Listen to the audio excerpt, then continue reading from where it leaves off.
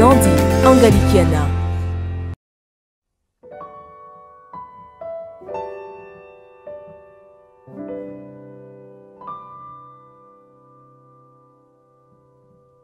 Mesdames, Messieurs, fidèles téléspectateurs, il y a des histoires qui sont parfois douloureuses, tristes, et parfois nos proches vivent ça et nous ne sentons pas la douleur parfois quand c'est des gens éloignés qui ne nous sont pas proches.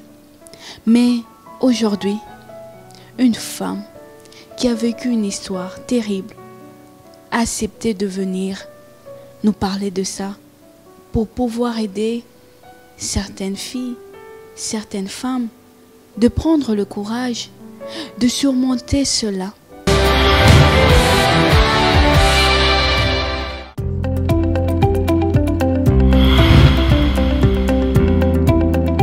Alors ce soir, je reçois cette dame. Bienvenue à vous, madame. Merci. Bonsoir, madame Nandi.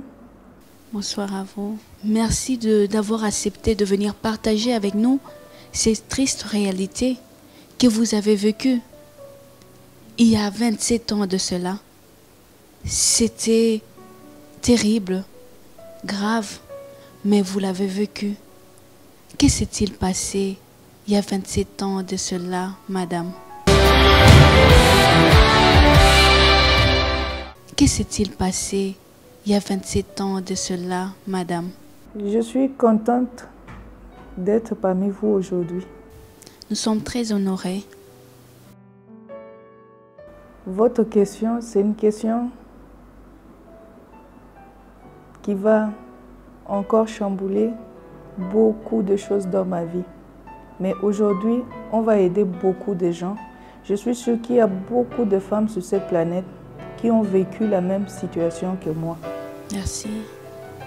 Il y a 27 ans, j'avais 13 ans de cela. Ma mère est décédée quand j'avais 5 ans. Oui. Mon père s'est remarié.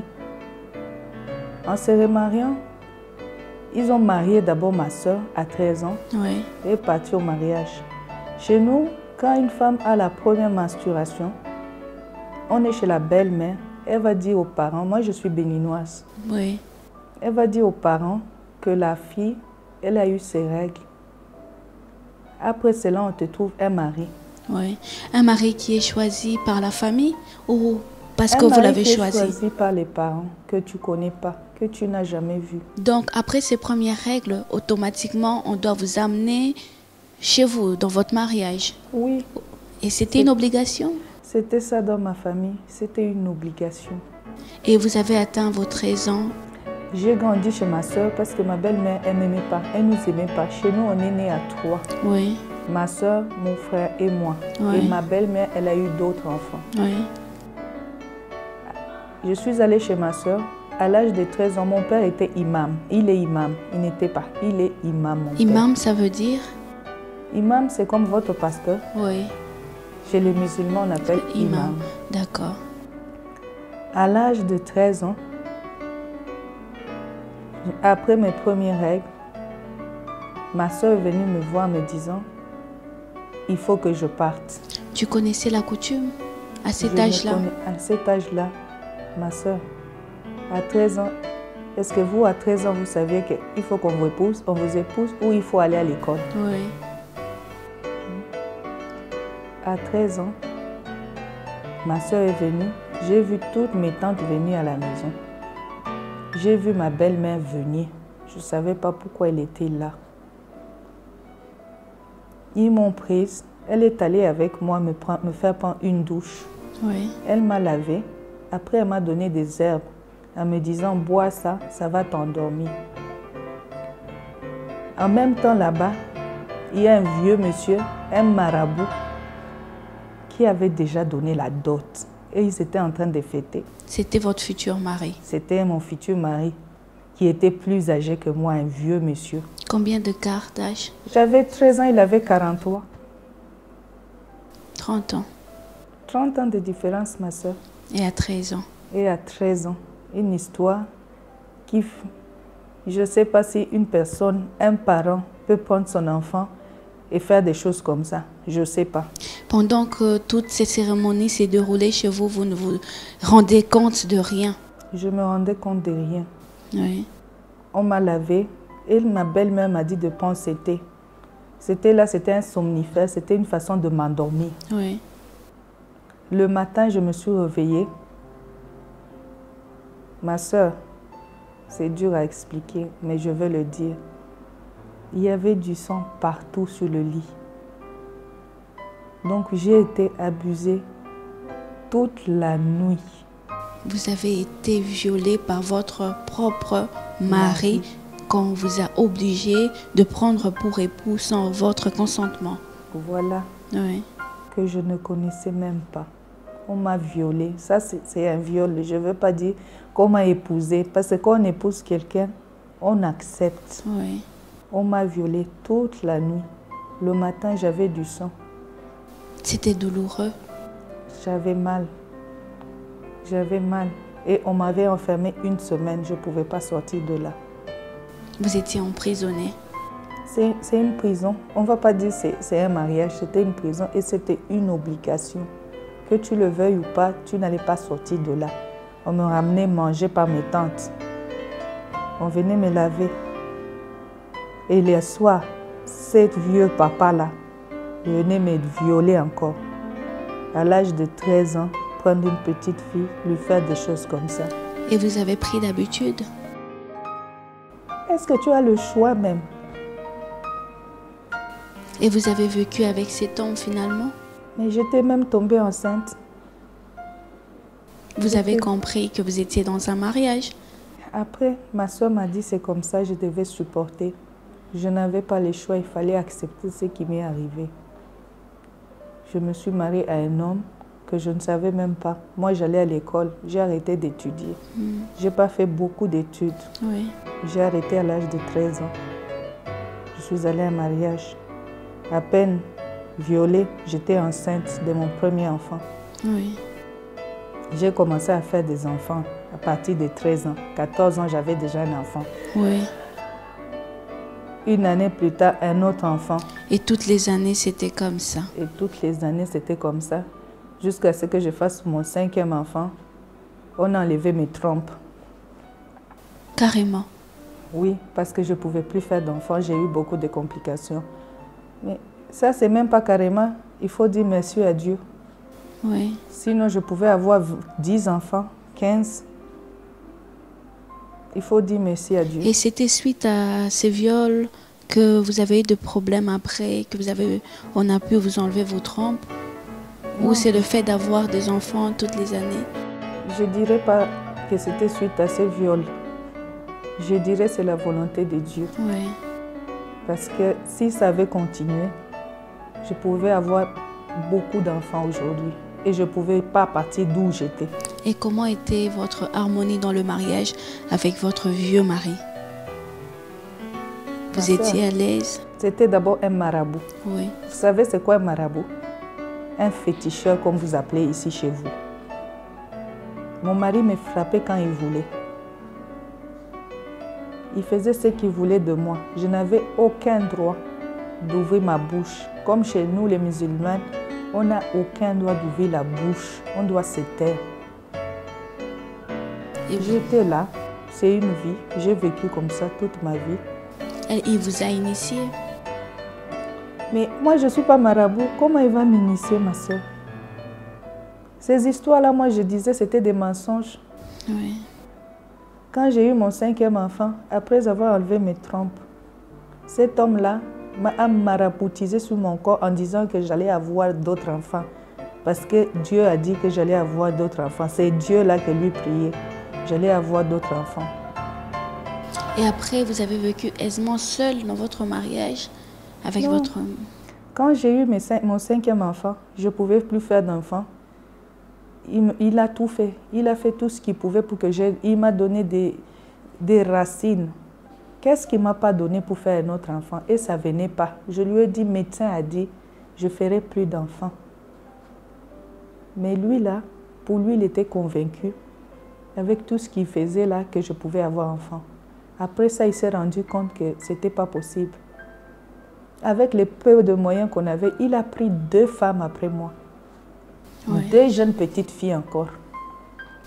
Qui a subi la même chose que vous. Qui a subi la même chose que moi. C'était comme mes enfants. Je devais les expliquer comment vivre. Et qu'est-ce qu'on faisait? On faisait les champs ensemble. Chaque matin, on devait aller au champ parce qu'on avait un champ avec ces 2 petites filles. Vous le prenez avec vous? On les prenait avec. C'est nous qui payions tout à la maison, la nourriture, payer les études des enfants. Et lui, son argent, c'était pour nous acheter les habits. Oui.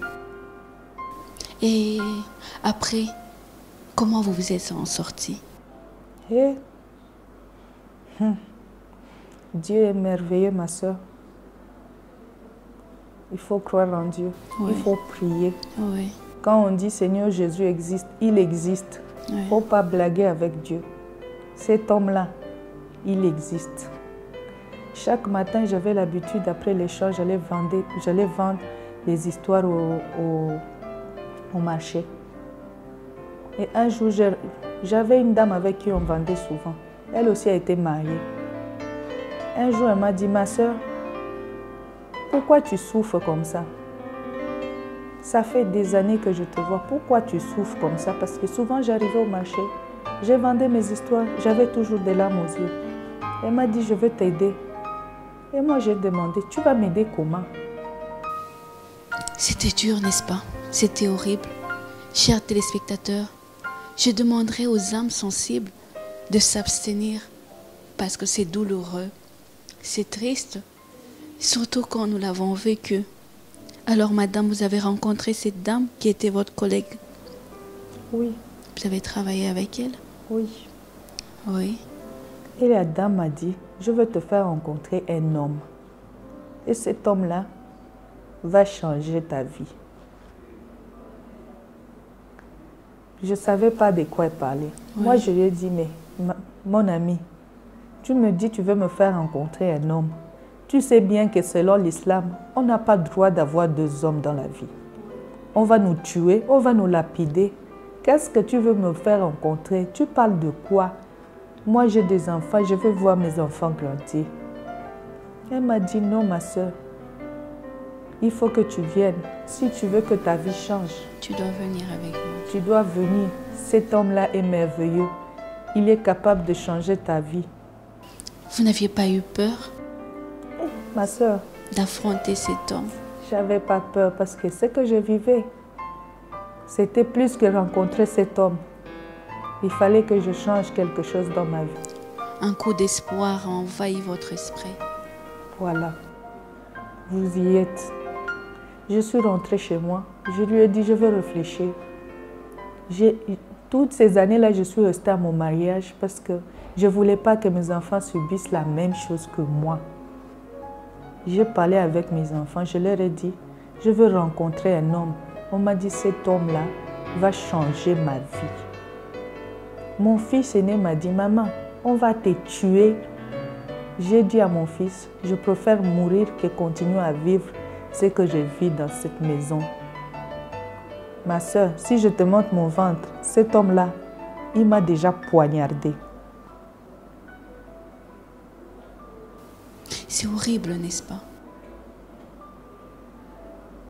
Comment vous avez fait pour vous en sortir, pour quitter cette prison?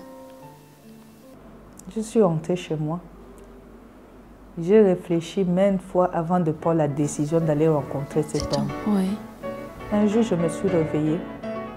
À 4 heures, comme la sœur m'avait dit, il faut te réveiller à 4 heures, viens me suivre au marché. Comme les marchés commencent à 5 heures, on va rencontrer cet homme. Ta vie va changer. Votre mari ne s'est pas rendu compte que vous êtes réveillée plus tôt que d'habitude? Mais lui, là, quand il m'a rabouté, tu crois qu'il va même te voir? Oui. Sorcier, là, quand ça dort la nuit, tu crois qu'elle te voit? Ça saute la nuit, toi, tu es en train de vivre, de respirer. Oui. Je suis allée là à 4 heures avec la sœur. Elle m'a dit, on part. Je dis, mais toi, tu as dit qu'on allait rencontrer un homme. Elle dit, oui. On est allé, j'ai vu une église. Oh, j'ai dit, mais moi je suis musulman, je n'ai pas le droit d'aller là-bas. Elle me dit, ma soeur, tu veux changer ta vie? Je dis, oui, je veux changer ma vie. Elle dit, suis-moi. Je suis allée là-bas. J'ai vu le pasteur. C'était un homme de Dieu qui priait beaucoup, un homme de Dieu puissant. Il m'a dit d'accepter Seigneur Jésus-Christ comme Seigneur et Sauveur. Oh. Une religion que vous ne connaissiez pas. Mais oui, Une nouvelle vie pour vous. Une nouvelle vie. Et j'ai regardé la sœur, j'ai dit, toi tu m'as dit je vais rencontrer un homme. Et cet homme-là que tu veux me faire rencontrer, c'est Jésus. Oh, à ça là ma sœur, j'ai dit non, je ne peux pas. Ma religion ne me permet pas. Parce que personne n'a reconnu Jésus dans votre religion, dans ta culture. Dans ma famille. Après, j'ai dit non. Pourquoi je veux refuser? J'ai accepté Seigneur Jésus. Je suis rentrée chez moi. On m'a donné une Bible. J'avais caché la Bible très loin pour que mon mari ne me voie pas. En rentrant à la maison ce jour-là, mon mari m'avait frappée. Comme si on lui avait soufflé quelque chose. Je n'ai rien fait. On m'avait frappée pour rien. Juste parce que j'avais traîné, ramené un verre d'eau. J'ai été battue ce jour-là. Dans mon cœur, je disais, si Seigneur Jésus existe, il doit me sortir de là. Oui. Et j'ai commencé, le pasteur m'avait demandé de faire jeûne et prière pendant 10 jours. J'avais fait 10 jours jeûne et prière. Nous, on a souvent les ramadans. On fait 40 jours. Ce n'est pas un problème. J'ai fait 10 jours jeûne et prière. Je ne mangeais pas. J'ai prié. Je ne savais pas comment prier. Mais je disais seulement, Seigneur Jésus, sauve-moi. Seigneur Jésus, sauve-moi. Seigneur Jésus, sauve-moi. Aie pitié de moi. C'est tout ce que je savais dire, ma soeur. Pendant 10 jours, je priais comme ça. Après, j'ai été... Les 3 derniers jours, je n'avais pas mangé. Je n'avais pas bu. Je suis rentrée à l'église. On m'a fait une délivrance. Vous avez senti quelque chose de nouveau en vous? Oui. J'avais la paix. Je pleurais plus. Avant, je ne pouvais même pas raconter mon histoire comme ça. Pourtant, cet homme était toujours avec vous, toujours sous Il votre était toit. avec moi, sous mon toit. En allant à l'église, ma soeur, j'ai rencontré un homme. Là, c'était maintenant un homme que j'ai rencontré, que j'ai vu. Vous avez commencé à fréquenter cette église. J'ai commencé à fréquenter l'église, personne ne savait. En rencontrant cet homme-là, il m'a dit, mais pourquoi tu continues à souffrir? Moi, je peux te sortir de cette souffrance. Je dis, mais tu vas me sortir comment? Moi, je suis mariée et j'ai des enfants. Il m'a demandé, est-ce que tu veux continuer à vivre ça? J'ai dit, non, je suis fatiguée. Madame, vous avez eu le courage de raconter toute l'histoire à cet homme-là que vous avez rencontré dans votre église? Quand j'ai reçu Seigneur Jésus dans ma vie, ma soeur Nandi, j'ai eu le courage d'ouvrir ma bouche devant les gens et leur raconter tout ce qui s'est passé dans ma vie et que j'ai fait aujourd'hui devant la télé, devant tout le monde. Il n'y avait plus de peur, il n'y avait plus de honte. Pas de honte, pas de larmes, pas de peine. Juste rien. un souci. Juste mon seul souhait, c'était quitter l'enfer. Parce que j'étais en enfer. Chez moi, c'était un enfer. Justement, c'était vraiment un enfer. Et la suite, vous avez rencontré cet homme, vous avez commencé à vous fréquenter. Oui, et cet homme m'a dit une chose. Il était d'ici, de chez vous. Il m'a dit, je vais te faire le papier, on va quitter ici et on va aller chez moi au Congo. Je ne savais pas par où commencer, par où finir. On a été faire le passeport. C'était ma première fois. Il a pris le visa. Il a payé le billet. À cet instant-là, chez vous, votre mari ne se rendait compte toujours de rien. Un jour, en rentrant de l'église, il y a un des amis de mon père qui m'a vu quitter l'église. Il est allé vite chez mon père lui dire, « Pardon, j'ai vu ta fille quitter l'église. » Ma soeur, J'arrive chez moi, je trouve mes frères, mes demi-frères, hein, mon père, sa femme, mes beaux-frères, ma famille. On m'a posé la question, je venais d'où? Ils étaient là, ils t'attendaient. On m'attendait avec bâton, avec pierre, avec tout. Oh! Quand je les ai vus, ma soeur, mon cœur me disait, rentre d'où tu viens. Un autre cœur me disait, si tu rentres, c'est ta mort. Tu dois affronter. Je suis allée. Ils m'ont frappé. Même un chien. On ne frappe pas comme ça. Ils m'ont lapidé, comme on dit dans la Bible. Ils m'ont frappé. Ils m'ont jeté des pieds jusqu'à ce que je perde conscience. En cet instant, vous n'avez pas eu envie d'abandonner, vous n'avez pas désespéré. Je n'avais plus envie d'abandonner parce que je me suis dit, si Seigneur Jésus-Christ est mort pour moi, il va me sauver. J'étais à l'hôpital pendant longtemps, pendant 3 semaines. Et cet homme-là me cherchait. Après l'hôpital, j'ai quitté l'hôpital. Ils m'ont dit, je dois aller dans notre capitale pour aller renoncer à Jésus. Je dois renoncer devant les imams, Cotonou. Je devais partir. Donc ils avaient compris que tu t'étais donné à Jésus. Ils ont compris que tu as abandonné leur religion pour la religion chrétienne. Et ils t'ont obligé à quitter pour aller encore te convertir en musulmane. Je vous dis, ma soeur, le nom de Jésus-Christ, quand tu cites le nom de Jésus-Christ chez les musulmans, ma soeur, il faut voir comment ça leur bouge. Je devais aller convertir. Je devais aller renoncer à celui qui devait me sauver. Ils ont payé les bus. Ils m'ont fait les rituels comme ils font d'habitude et je devais aller renoncer. Ils m'ont mis dans le bus seul. J'ai dit à mes enfants, si Dieu, on dit que c'est Dieu là, est capable, on se réveillera un jour. Mais si ce Dieu-là n'est pas capable, je ne sais pas si vous allez me revoir un jour. Je suis partie. Et cet homme-là m'attendait aux arrêts. Le premier arrêt, parce que je devais faire premier et deuxième descendre. Le deuxième, il y avait ma famille. Je suis descendue à l'arrêt, j'ai vu cet homme. C'est lui dont je vous parle là. C'est lui qui m'a ramené ici. Pas Jésus, je parle de l'homme qui m'a ramené ici. Celui que vous avez rencontré dans votre église. Oui. Il m'a pris. On est parti. On a pris l'avion et je me suis retrouvée ici. C'est comme ça que vous me voyez ici, en chair et en os, en train de respirer, en train de vivre comme une personne humaine. Comment il a su vous dérouter de votre chemin pour vous ramener jusqu'ici? Je n'ai pas compris la question, madame. Vous étiez en train de partir, vous reconvertir? Mais j'avais déjà appelé pour lui dire que j'allais là-bas. J'avais appelé pour lui dire qu'il devait m'attendre. C'était le moment où je devais partir. Oui. Il vous attendait? Oui. Et il vous a récupéré? Oui. Et vous vous êtes retrouvé en République démocratique du Congo? Gloire au Seigneur. Et comment vous vous êtes senti en ce temps-là, pendant que vous venez de quitter l'enfer et vous vous retrouvez dans un endroit où vous avez toute votre liberté? Après 27 ans de cela. On m'a banni de chez moi. Je ne peux plus mettre mes pieds là-bas, sinon on va me tuer. Mais quand je suis partie de là, mes enfants ils sont grands maintenant.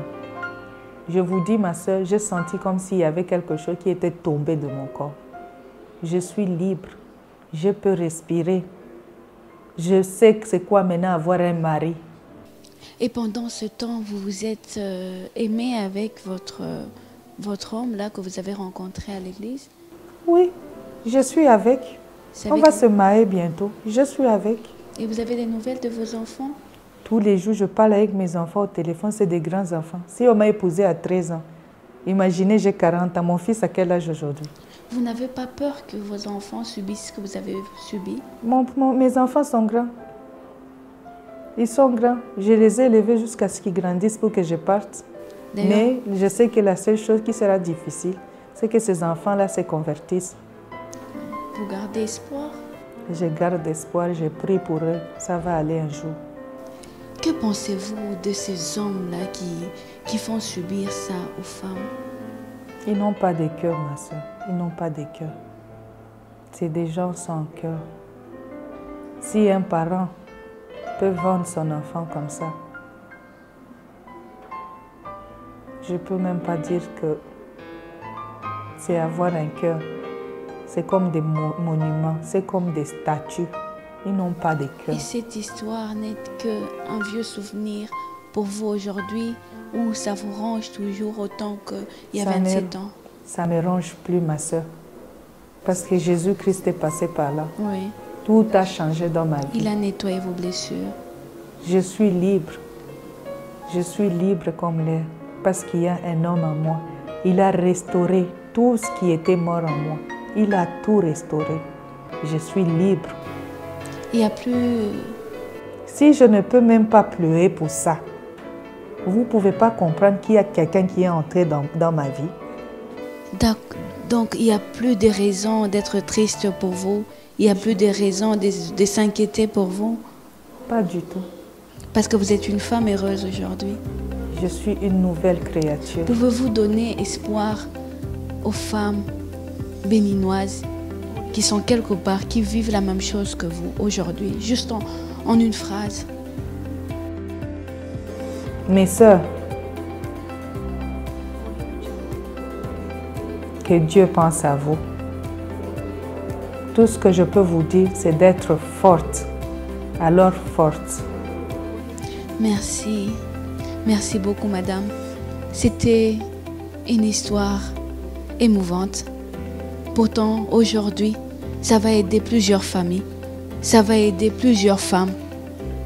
C'est pour cela que nous vous remercions énormément d'avoir pris ce courage, d'avoir accepté cette invitation pour venir aider aussi cette jeune fille de 13 ans, de 10 ans, qui ça dépend de l'âge de ses règles pour pouvoir l'amener dans son mariage. Merci énormément, madame. Je vous remercie. Merci infiniment. Chers téléspectateurs, tout est possible avec Dieu. Confiez-vous en lui. Et il est capable de nettoyer vos blessures. Il est capable de vous sortir de la prison. Il est capable de transformer votre enfer en paradis. Que Dieu vous bénisse. Merci.